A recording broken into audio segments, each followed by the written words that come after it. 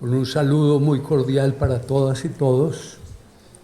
Quiero agradecer a las directivas de la Universidad de Ibagué y al Grupo Abaco por su gentil invitación a participar en este importante encuentro del Congreso Internacional sobre Pedagogía y la exposición sobre innovaciones educativas, que me ha permitido descubrir el potencial y el avance de esta institución en materia de aplicación de las tecnologías de la información y la comunicación al proceso de formación.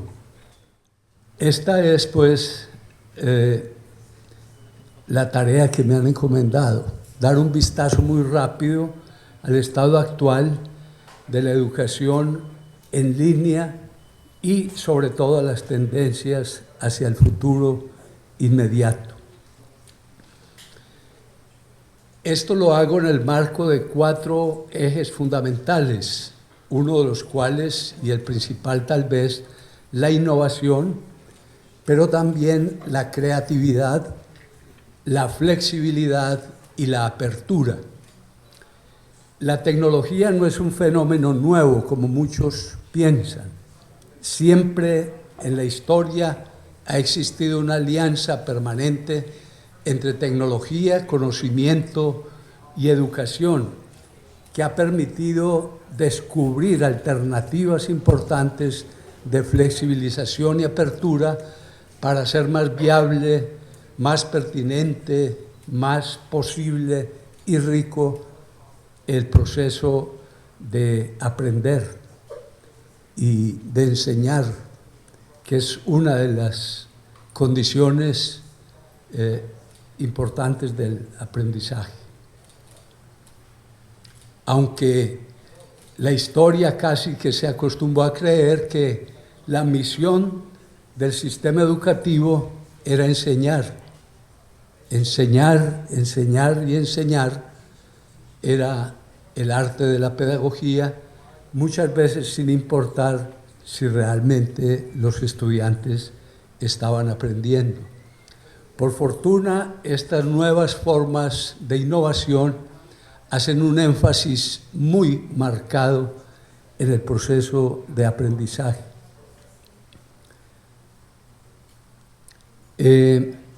Y hablando de tecnologías, las nuevas tecnologías que surgen a través del descubrimiento de Internet han generado unas formas de comunicación que han venido transformando el estilo de vida de las personas en la sociedad actual. Nunca antes en la historia de la humanidad se había dado ese hallazgo o esa conquista del anhelo viejo del ser humano de lograr lo que ahora es posible y nos estamos acostumbrando a ello, de interactuar de manera instantánea sin importar el lugar en el que se encuentren las personas. Y no solo de manera instantánea, sino también en tiempos distintos, con esa ventaja pues de que las tecnologías digitales nos permiten la instantaneidad, pero también para los que tienen horarios diferentes o apenas llegan a la red, encontrar los mensajes grabados o empaquetados para que estén a su disposición. Estas nuevas formas de comunicación que se desprenden de la Internet fueron acogidas primero por la industria, por el comercio, por la banca, por el turismo, por los servicios públicos, por el periodismo. Hoy en día, con una tarjeta de crédito, no necesita uno dinero en el bolsillo. Puede hacer los negocios que quiera a través de la red, comprar un tiquete, y el tiquete ya es electrónico, no es ese cartapacio de papel que le entregaban a uno antes, puede uno pagar los servicios públicos, puede leer el periódico, escuchar las noticias, verlas. Y finalmente, llegaron al sector educativo las TIC y llegaron para quedarse. Casi siempre llega tarde, o mejor dicho, no es en el escenario pedagógico en donde surge la tecnología. La tecnología llega, tarde, pero llega. Por eso me parece muy importante la exaltación que hemos escuchado acá, inclusive en los contextos de los avisos y de las formas de trabajo que se ve que promueve y lidera el grupo Abaco, que la tecnología está al servicio de la pedagogía, pero no siempre la tecnología se ha descubierto, se ha implementado con fines pedagógicos. La invención del alfabeto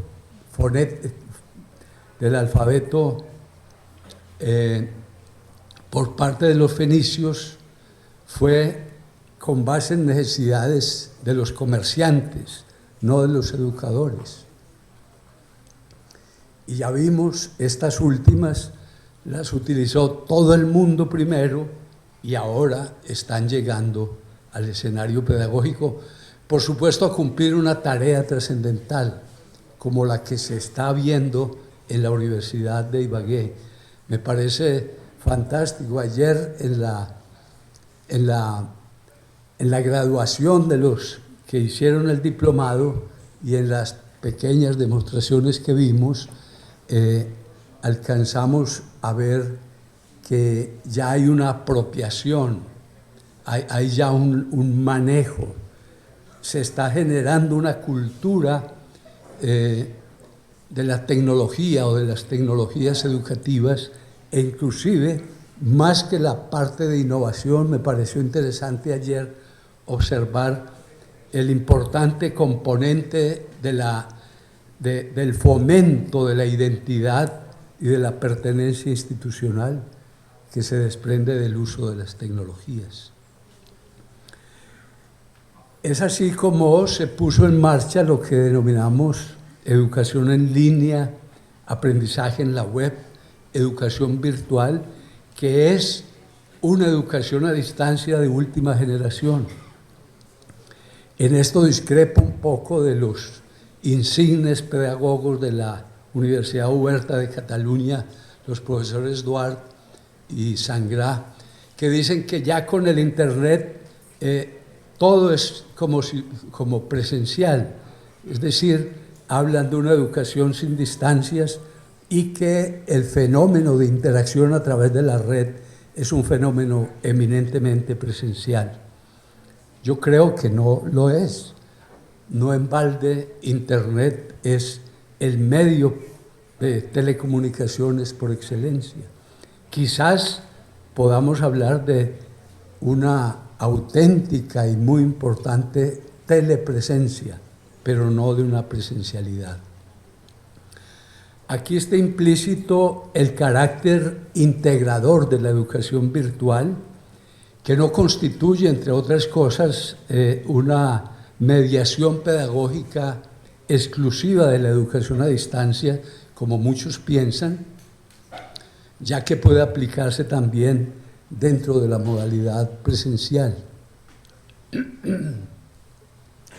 Especialmente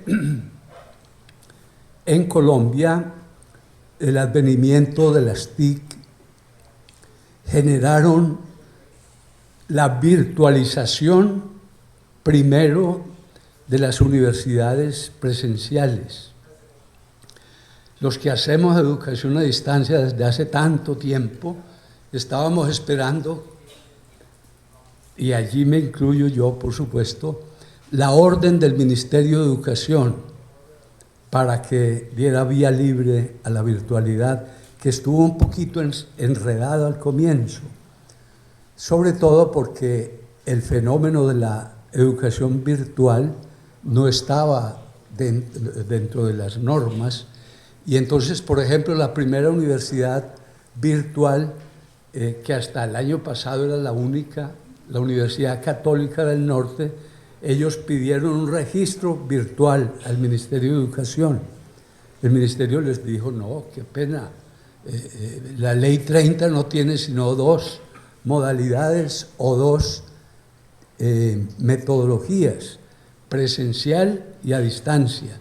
Si ustedes quieren, tienen que sacar a distancia. Ellos dijeron, no, a nosotros no nos gusta la distancia, mejor dicho, la educación a distancia. Queremos es lo último de lo que se está hablando en Canadá, en Finlandia, en todas partes, en Estados Unidos, educación virtual. Dijeron, no, tienen que sacar el código de educación a distancia, y así fue como surgió la primera universidad virtual de Colombia, con un código a distancia. Por fortuna salió una norma en el 2010, que es el decreto 1295, que incorpora ya como una modalidad la educación virtual, pero la incorpora con algunas imprecisiones y, dijera yo, con algunos aspectos un poco erráticos, porque el decreto 1295 reserva la utilización de las TIC única o el entorno digital de la web únicamente a la educación virtual, y no a la educación a distancia, y por supuesto tampoco a la educación presencial. Por eso hace falta trabajar un poco más los aspectos conceptuales en Colombia actualmente, los metodológicos y los normativos, y claro, los marcos de calidad para estas nuevas formas de educación. La educación virtual representa una importantísima alternativa para ampliar la cobertura del sistema educativo con calidad, con pertinencia, con equidad e inclusión social de amplísimos sectores de la población que no tienen acceso a ella, especialmente en este caso a la educación superior, porque viven en zonas muy distantes de las que aquí en Colombia llamábamos antes territorios nacionales, o también en partes de los barrios marginados en las grandes ciudades como Ibagué o como Bogotá o Barranquilla, en donde no hay instancias de formación. Pero también para aquellas personas que tienen problemas de tecnología, como lo señalaba tan apropiadamente el profesor que me antecedió en la presentación, tienen problemas de manejo de tecnología, problemas de competencias digitales, no son ciudadanos digitales, o son tímidos inmigrantes.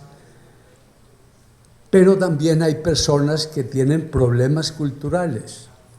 Por ejemplo, en el Amazonas hay culturas indígenas que no permiten el uso del Internet, porque eso es como un monstruo para ellos y una amenaza que de pronto puede destruir sus valores y sus culturas. Pero también para personas en situación de discapacidad.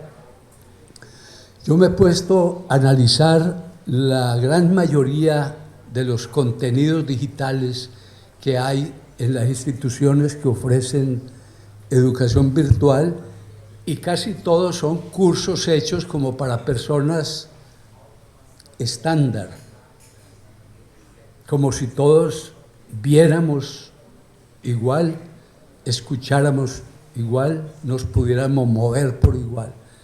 Y entonces quedan por fuera todavía, inclusive en las más grandes instituciones innovadoras en este campo, cursos que excluyen a personas invidentes o con problemas visuales, o a los sordomudos, o a las personas que tienen problemas de movilidad.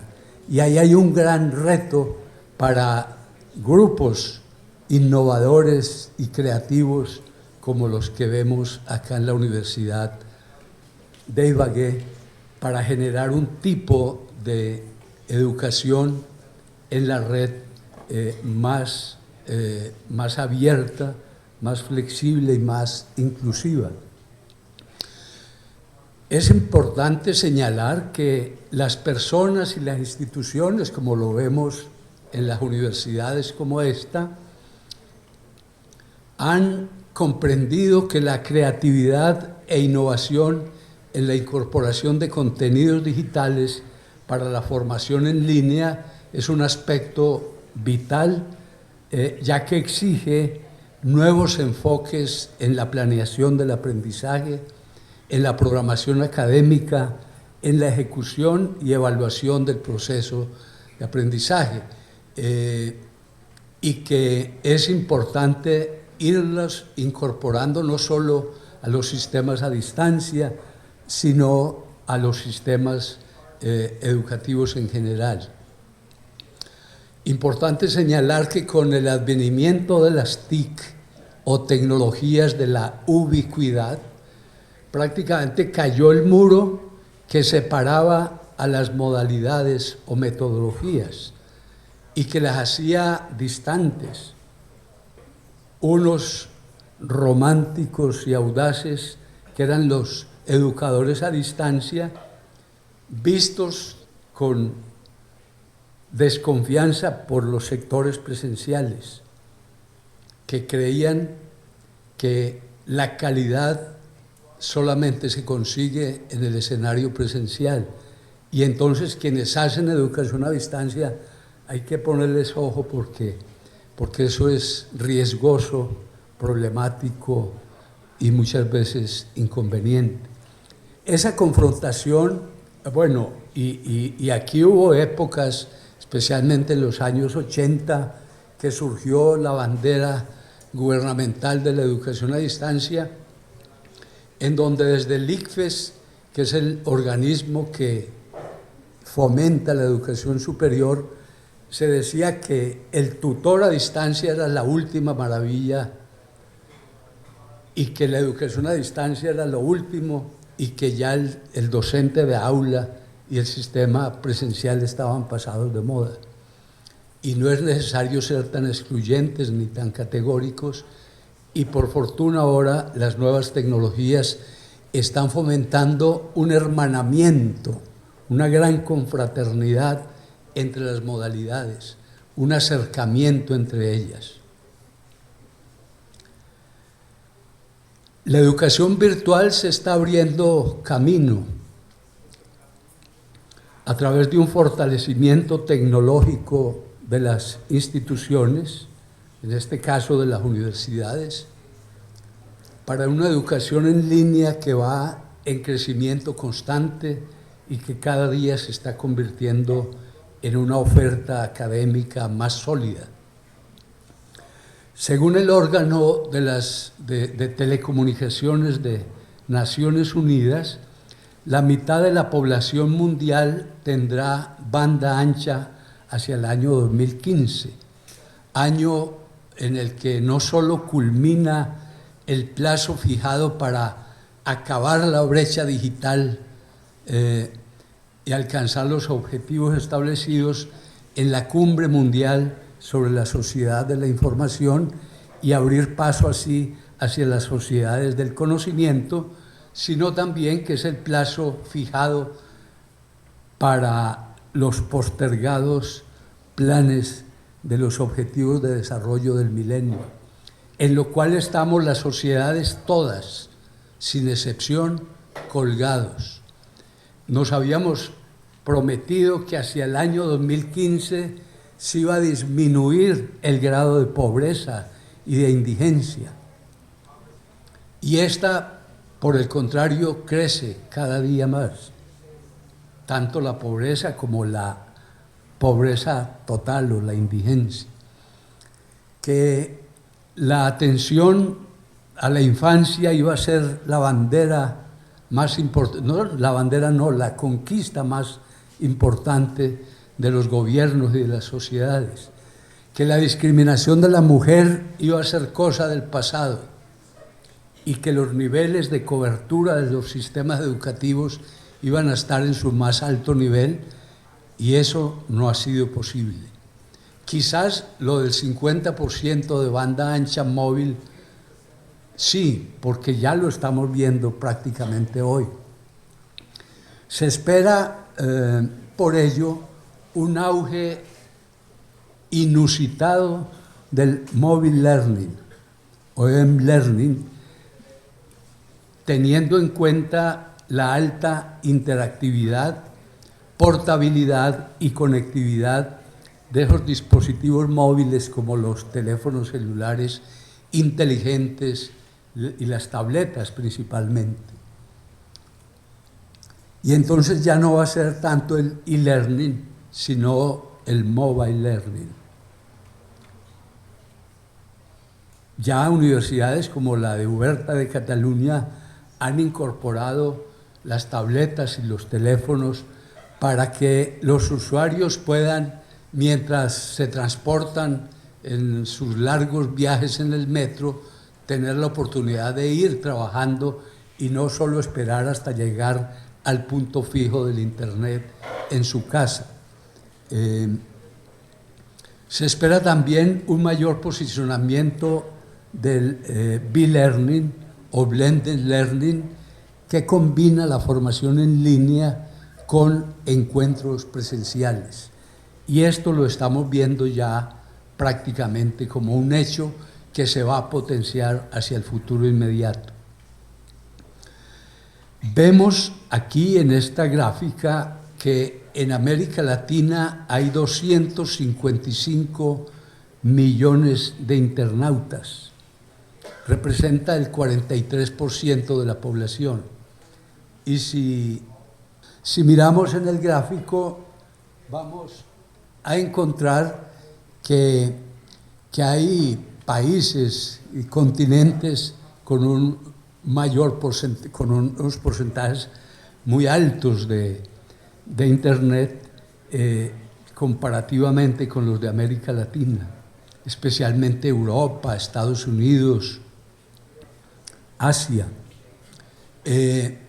pero con la advertencia de que aunque el porcentaje en América Latina sigue siendo bajo, revela un crecimiento potencial y también estamos viendo cómo en Colombia se le está dando tanta importancia a esto de la cultura digital y a la dotación de computadores, de tabletas y todo por parte de los ministerios de las TIC y de educación.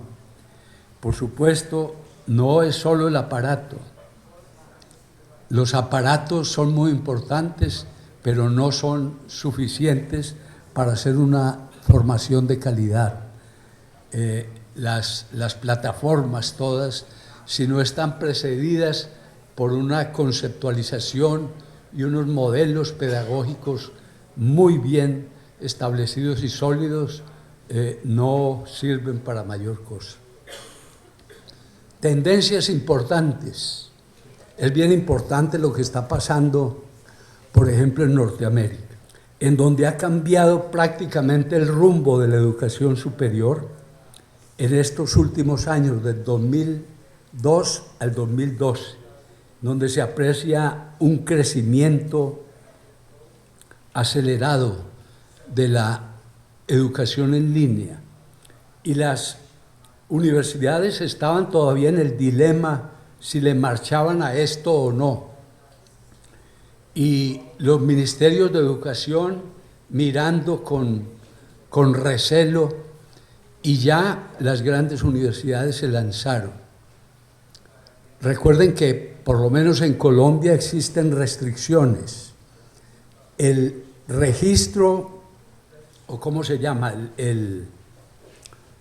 la aprobación de un programa, el registro calificado de presencial tiene una territorialidad, tiene un ámbito del cual no puede salirse. Así era en Estados Unidos también.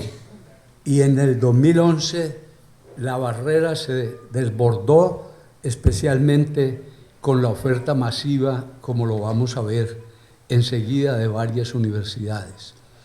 Este es un estudio al cual vamos a hacer algunas referencias muy puntuales un poquitico más adelante, hecho por uno de los grandes grupos de investigación y respaldado por Pearson Educación.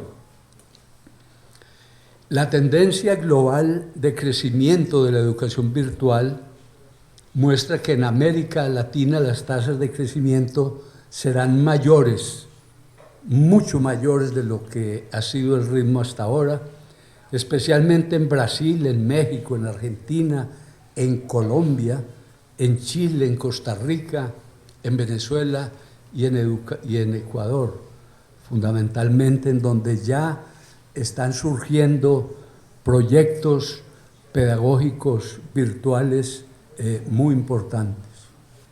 En Europa ha crecido mucho la confianza y la acogida a las nuevas tecnologías en materia de educación superior, y se está dando un fenómeno que me llama mucho la atención, y es la incorporación del e-learning y del blended learning y del b-learning y del mobile learning en las empresas. Claramente las grandes empresas adoptaron este sistema, y es así como el 68% de las empresas de más de 10.000 empleados usa el e-learning desde hace varios años. Y hay una tendencia creciente, según el estudio del primer barómetro europeo del e-learning, que muestra que también las empresas medianas y las pequeñas no solo están incorporando acciones de capacitación virtual, sino que están apropiando recursos cada vez más importantes para este estilo de formación, que resulta más pertinente, más económico y más práctico, porque puede recurrir a los mejores docentes del mundo sin necesidad de que estos se desplacen al sitio, al recinto de la universidad o de la empresa. En Colombia es importante mirar también lo que está pasando en materia de programas de educación virtual y a distancia. Estos datos que tengo a disposición, que son del Sistema Nacional de Información de la Educación Superior del 2011, mostraba 12.000 estudiantes que se forman virtualmente en Colombia. Hoy en día serán muchísimos más. Hay algo importante, y es que la apuesta hacia la educación virtual, como se aprecia en esta especie de torta de información estadística, la mayor parte corresponde a los programas de ciencias administrativas, económicas y contables. Son los que creen en la modalidad virtual. Enseguida están las ciencias sociales y las humanas, un poquito después las ingenierías, arquitecturas y urbanismo y afines, las ciencias de la educación no tanto. Hay un potencial, hay un escenario que las facultades de educación, los programas que trabajan en ciencias de la educación deberían aprovechar más.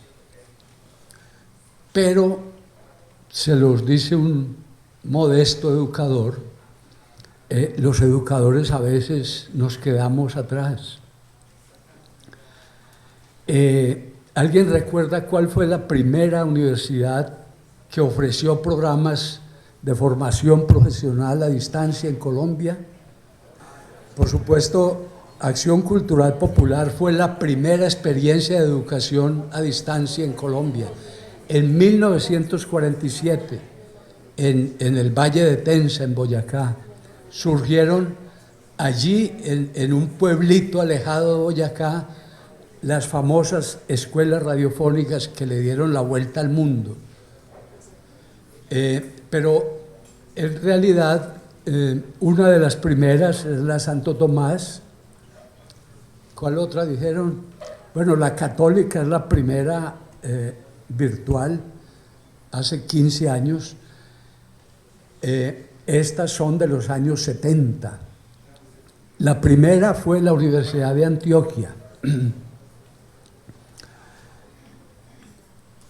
en programas de formación de docentes, pero una vez pasó de moda la educación a distancia, estos programas decayeron y hoy en día la universidad y prácticamente esa experiencia de los educadores se quedó, y hace unos 10 años la Universidad de Antioquia tomó la bandera nuevamente a través de la Facultad de Ingeniería de Sistemas, en donde están haciendo un trabajo maravilloso. Los ingenieros de sistemas como excelentes formadores. Una cosa muy importante que apreciamos acá abajito, y es la tendencia al crecimiento de la educación virtual por encima de la educación a distancia de tipo clásico. Y eso se entiende porque en Colombia la educación a distancia todavía no tiene una aceptación y un prestigio social importante. En cambio, la educación virtual sí, porque es un nombre hasta interesante, e-learning, blended learning, mobile learning, etc., han ganado mucho más espacio y además pues la versatilidad ya no de los libros impresos o del video, sino de estas nuevas formas de interacción de las que nos han hablado tan maravillosamente los expositores de esta mañana. Tal vez la tendencia internacional más fuerte del e-learning está en esa palabra que ya es un estereotipo, los MOOC, que tiene pues la sigla equivalente al inglés de cursos masivos, abiertos y en línea, que prácticamente invadieron ya la oferta y se han constituido en el fenómeno educativo y pedagógico más importante del mundo. Apenas en el 2011 nace tímidamente Coursera, que es como la plataforma de los cursos masivos, abiertos y en línea, además de gratuitos entre comillas, digo yo, de la Universidad de Stanford, que sin pedir permiso a nadie lanzó una ofensiva que se ha convertido en modelo internacional. Hoy en día tiene 121 cursos montados en la plataforma y ha establecido alianzas con 62 universidades asociadas que atienden nada menos que a 3.200.000 estudiantes de distintos países del mundo. Y de Coursera vienen otras plataformas que han hecho crecer, aumentar la oferta académica, como también ha crecido el debate en torno al impacto socioeconómico de estos cursos en materia de calidad, de pertinencia y sobre todo de la permanencia. Hoy en día, y del propósito, porque esos cursos son gratuitos y los están ofreciendo las grandes universidades privadas. Pero muchos consideran que es más una estrategia de mercadeo, porque en torno a los cursos abiertos viene el sistema de certificación gradual, unos pocos créditos para certificar, si usted quiere, entonces todo el paquete del semestre, también del año y por qué no de toda la carrera. Y obviamente, aunque los cursos son gratuitos, hay que ir pagando paulatinamente y si quiere sacar el título, por supuesto que eso cuesta. Por eso Stephen Downes, que es como el padre de los MOOC, ha abierto un debate que en términos de calidad está muy candente en la red y muchos además se aventuran a decir que esto de los MOOC es un encubierto negocio muy próspero. Hay unas realidades cambiantes. La distinción entre lo que es en línea y lo que es presencial continúa disminuyendo, como ya lo habíamos dicho, y disminuye también la distancia entre lo presencial y lo no presencial y lo transversal virtual, que no es patrimonio de ninguna metodología ni ninguna modalidad. La ubicuidad, la movilidad y transportabilidad, la aceptación y desarrollo de las tecnologías digitales por parte de los docentes continuarán siendo en cierta medida un reto. Esto es de acuerdo al estudio de Pearson y las demás organizaciones de investigación. La formación por competencia se impondrá, el reconocimiento de los títulos, los créditos, las transferencias, y eso va creando también una serie de asuntos complejos. El aprendizaje se está desplazando vertiginosamente de la universidad hacia los centros de producción y eso es importantísimo tenerlo presente. Las políticas de educación superior en Estados Unidos continuarán cambiando y es necesario que así sea, lo dice el estudio. Y esto no lo he modificado porque es válido para nuestro contexto. Especialmente la necesidad de un reconocimiento más auténtico de estos nuevos enfoques del aprendizaje, acortar las distancias, los tiempos y las ofertas de posgrados en línea y atendiendo necesidades de formación práctica y laboral.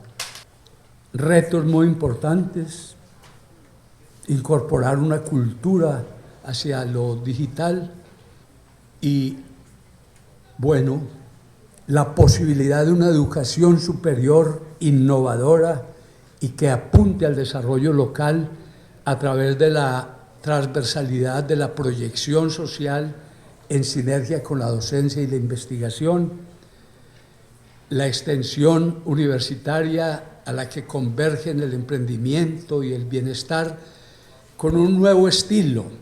El bienestar siempre ha estado centrado en el individuo, en los sistemas clásicos educativos. En estos sistemas abiertos, el bienestar va no solo hacia el sujeto que aprende y se forma, sino hacia su núcleo familiar y hacia la comunidad en general.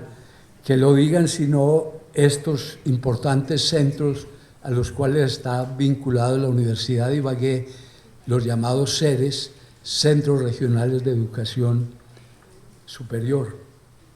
Y no solo un bienestar asistencialista e individualizado, también el estilo de formación y de aprendizaje, en la que el docente cumple funciones mucho más importantes que las de simplemente enseñar, la de ser guía, orientador, asesor y facilitador y promotor de un aprendizaje autónomo y autogestionario. Semilleros de investigación, tanto para estudiantes como para docentes, con base en proyectos que hagan referencia a necesidades del sector empresarial y de las comunidades. Líneas de investigación para el desarrollo de la competitividad en las regiones. La clave del éxito es lo que Abaco está haciendo en la Universidad de Ibagué para la implementación de proyectos de formación en línea, una premisa fundamental. Si la institución educativa cuenta con cursos bien diseñados y buenos materiales didácticos, tendrá excelentes estudiantes y mejores docentes. Muchísimas gracias.